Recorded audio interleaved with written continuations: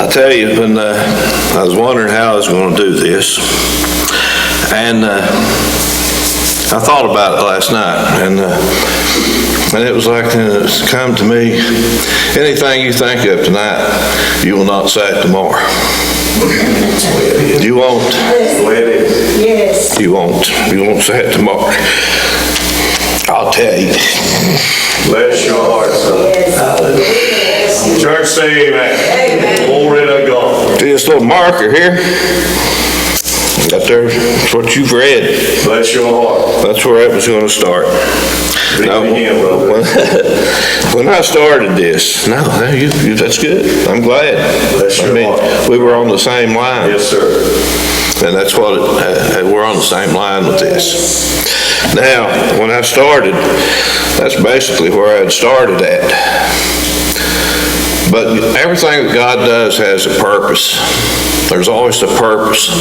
Yes, sir. When I read this and I seen this, I started looking for the purpose. I wanted to know the purpose, so I started going back further and further, all the way back into Genesis, because I wanted to know why, about this, why he had this, and why it was. Now, you'll have to forgive me. The Lord blesses me. But I've asked him not to do it too much. I want to be able to see. Bless your heart, son. But when you go back into Joseph, when Joseph went into, this might be long, but you told me to do it the way I wanted. That's the way we want it. And we've almost explained about everything at the about the tabernacle, but I know that there's more to it. There's so much more to it. There's a reason for the way everything in this, there's a purpose for all of it, for every little thing, from the candlestick, and I call them candlesticks, but the lamp or whatever, there was oil made of pure gold. It had buds on it, it had leaves, and all of them represent something. I don't know all that it represents. It's deeper than what I am. And it'll take study. And you can read it. You need to read these things too for yourself. I have read and I have went back so far. But when you know how Joseph went into Egypt, he was sold into Egypt by his brothers. But God had a purpose for this, for him being there. He was there, and he pretty much, through God, saved Egypt. There was a drought that went on for 7 years, and he was able to prepare for it. There was 7 years of plenty and 7 years of drought.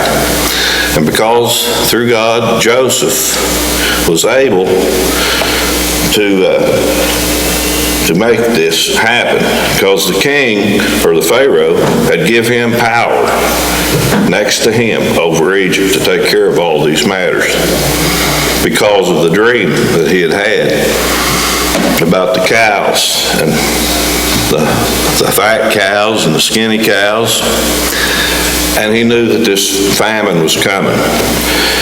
And doing this too, and having the riches there, and Egypt being the only place that had any grain, his family come to Egypt. And they, stayed there. They got to live there in Egypt. And they multiplied. This is a place where God had brought these people in to get their numbers up.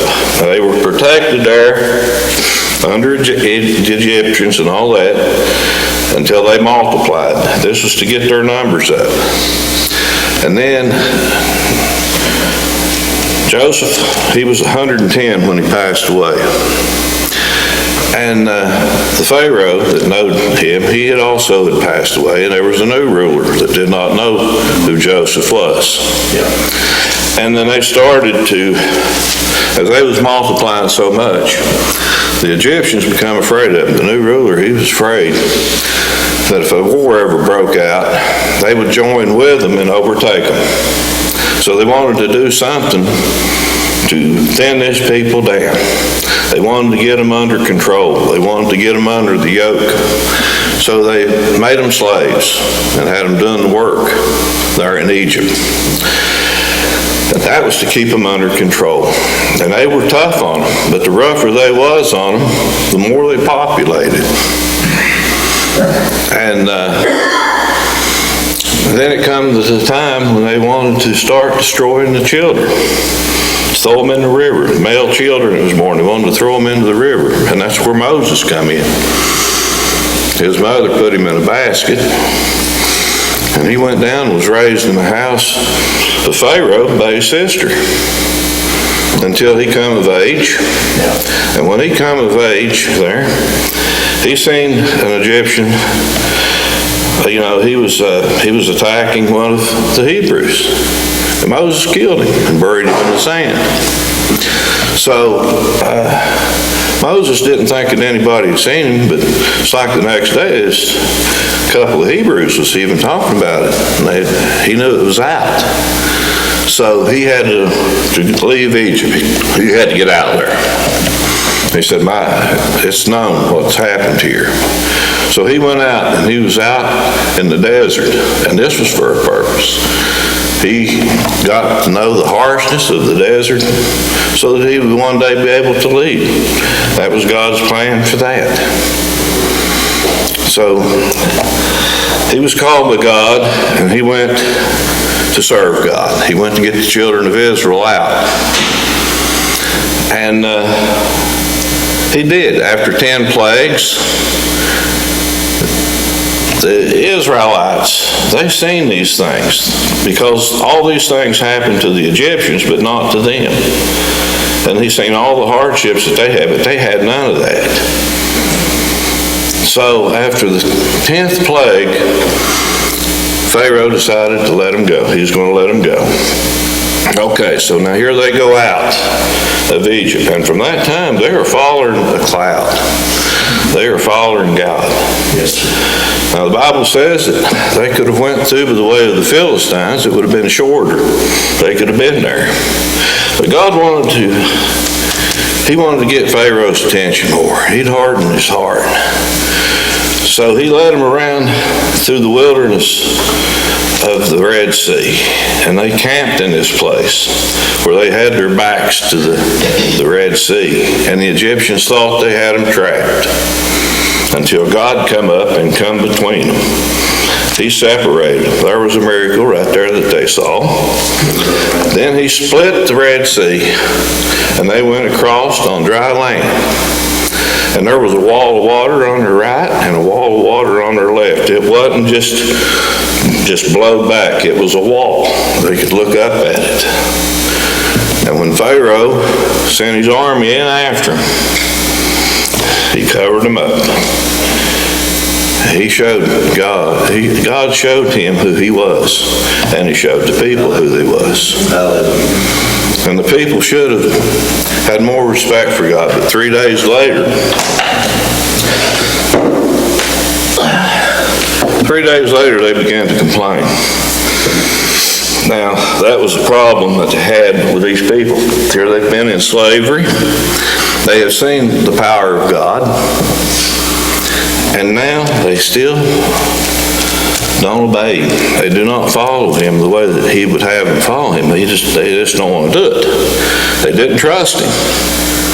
Now we got to watch ourselves. We've got to trust God. I've got to trust God. When I come in here, you asked me if I was ready. I'm as ready as I'll ever be. Hallelujah. Hallelujah. Praise the Lord. Hallelujah. Glory to God. I could not make a plan. I just had to come in and go by what I have read. Hallelujah. I've read this, and I've read it. And there's still more in here that I've read that I know that I've overlooked. Now, there's a purpose for everything that is in here. And every time you read it, you learn a little bit more about it. But after he had brought them in and they'd done all these things, he knew that they was going to be in for the long haul.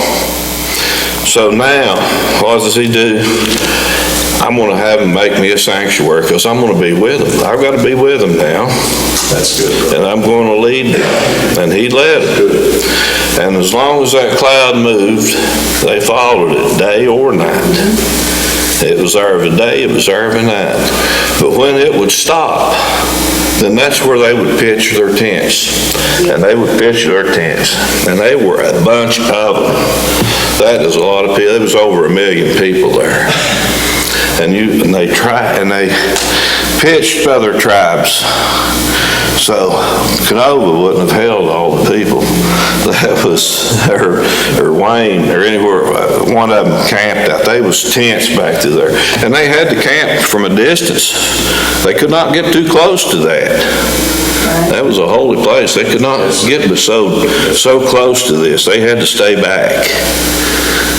And now he is going to be their God, and he's going to be with them, and he's going to lead them.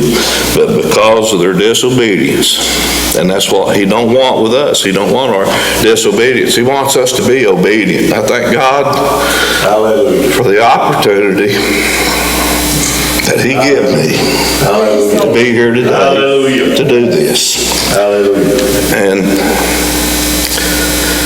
And he expects these things from us. He expects us to do these things. And he says, I'm going to have to stay with these people. And they were punished. Because every time he would do something for them, they would do something else. Yes. Now, they had been living in Egypt for around 400 years. And they did have a promise. They had a promise. And Joseph told them that you'll carry my bones up out of here one day. And they know that this was coming. But 400 years is a long time. People gets away from God. Oh, yes. They do it here today. They get away from him. And you need to be together. You need to stay together. That's the importance of staying together. And being here in this church, we need to be together. So if we start dropping back and not coming, and it gets easier for them not to come, you fall back. He wants us to be here. And there is lessons in this. So he had to stay with them. They would make idols. They done things. When they come out of Egypt, they brought stuff with them out of Egypt. They brought gold and jewels and silver and all these things he mentioned there. Everything that they brought us out of Egypt. They wasn't places there in the desert to get this stuff. But yet when they made all this here stuff, it was from the gifts. There it was. Speaking to the children that they bring me an offering, every man it is willing in his heart, he shall make my offering. And all these things that Brother Leston had spoke. They had these things. Yes, sir. And them walls on that there was gold. And that tabernacle, them boards, they had boards. Now them boards was a cubic and a half. About 10 cubics, all the boards that was in that tabernacle, and they were covered with gold, so they would reflect. And that gold, though, is pure. And everything about that, the way that they had put that together, it was just something. And it all has a meaning. And all the furniture that is in it. To hammer that out of gold. But God had showed Moses that when he had him up on the mountain for 40 days, 40 nights. He showed him these things. He told him, I want you to build this. And he had a pattern. And he knew what he was going to be doing. And they built those things the way he wanted it. And they had to be done exactly how he wanted it done.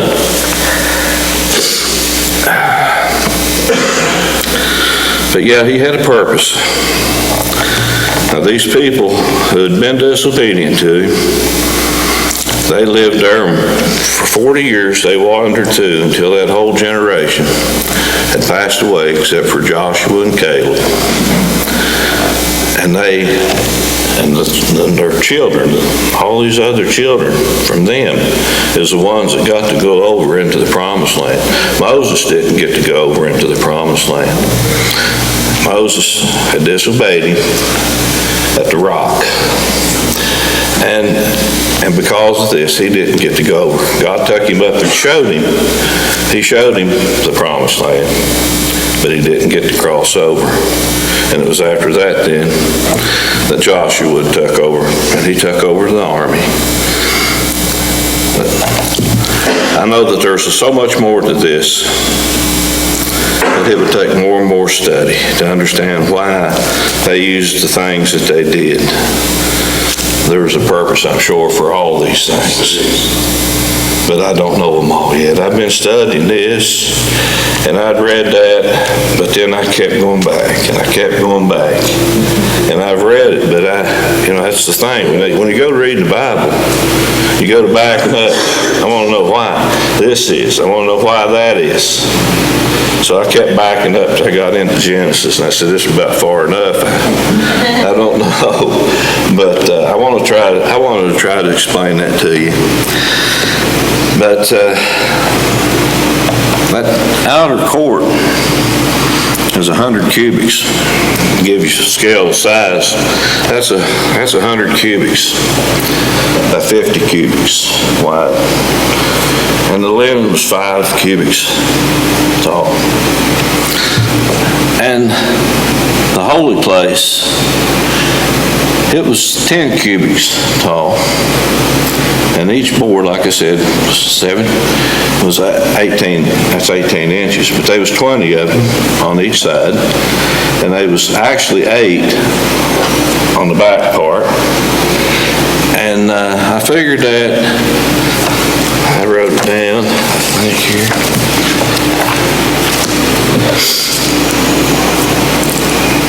I've got that as 30 cubics.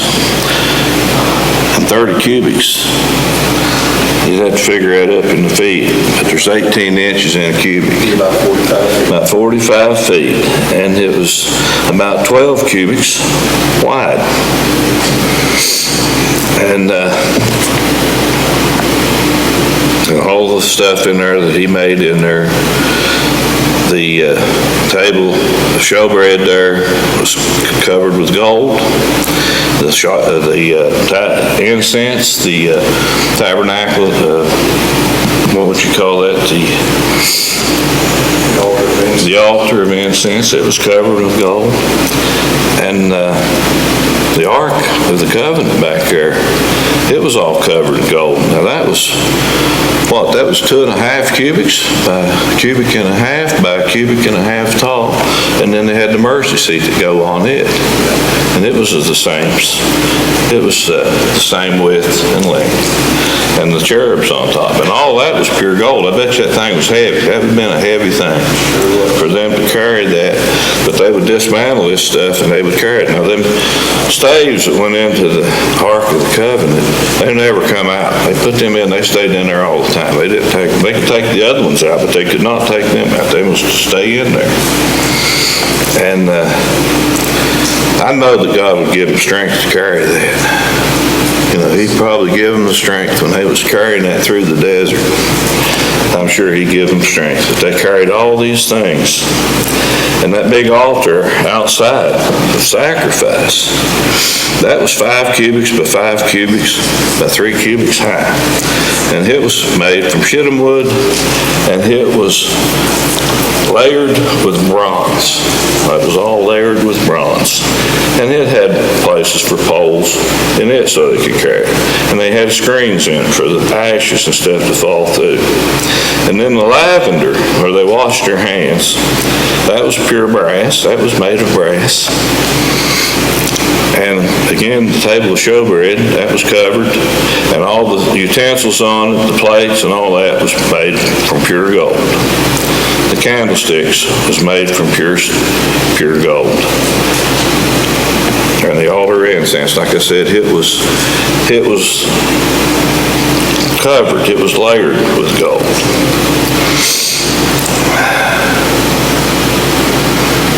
But yeah, it was a holy place. That was God's place that he met with them here. And they done their sacrifices and stuff, and he was with them. And he was their God. But that's about, right now, I think that's about all I can tell you. Bless your heart.